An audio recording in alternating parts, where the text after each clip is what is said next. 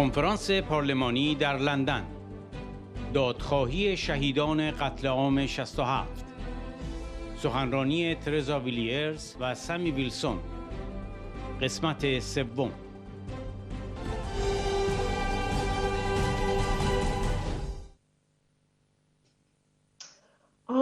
On the horrific events of 1988, when thousands of political prisoners were murdered by the Iranian regime. I raised the 1988 massacre in a debate in the House of Commons in 2017 on behalf of constituents who lost friends and loved ones. The British Iranian community in London includes families of victims who want the UK government, who want the Foreign Office to take action at the UN to find a way to hold to account perpetrators of this atrocity. The UN Special Rapporteur on Iran has referred to the massacre in a report in August 2017.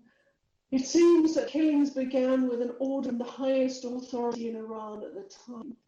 It was apparently targeted at political opposition to the regime from the PMOI, MK, and others who, like the PMOI, reject the absolute rule of theocracy.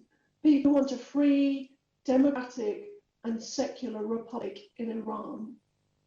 Now, these horrific mass executions are clearly a crime against humanity. It's possible that up to 30,000 people lost their lives in this brutal crackdown. It must be investigated by an independent international body because Iran's judiciary is now headed up by an official who was himself believed to have taken part in these crimes. So I join others at this event today in calling for the UK government and its international allies to call for an independent international investigation into what happened in 1988. So the truth about the 1988 massacre can be known and those who perpetrated it can be brought to justice. I would urge the Foreign Secretary to seek to include this in the annual UN resolution on Iran, together with a demand that those responsible for the massacre are tried in an international tribunal. I want to see an end to the impunity of regime officials who are culpable regarding these terrible crimes and yet retain a place in Iran's government involved in committing human rights violations right up to the present day. And I believe that now is the time for the international community to demand action on the 1988 massacre in Iran. Thank you. First of all, can I say that I'm deeply honoured to be asked to participate in your conference today. As someone who lives in a country where freedom of speech is taken for granted, where governments can be changed and held to account, I've been deeply moved by the stories I've heard today of families and individuals who have lost their freedom, been tortured, been killed, been buried in secret. I think it is important that democracies such as the United Kingdom stand side by side with those families in Iran who have suffered in the past and who unfortunately still perpetuates those crimes today.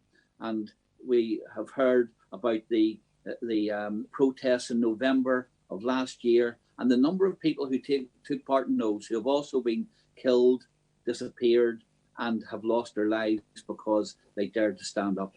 And yet the perpetrators now hold high positions in your country and seem to be immune from prosecution. As a parliamentarian, I've been pleased to work with the NCRI in the United Kingdom. They keep us well informed of what happens and what is happening in Iran. And I think it is important that we continue to press our government, whether it's through motions in the House of Commons, questions to ministers, letters to ministers, keep up the pressure. And our government can do three things.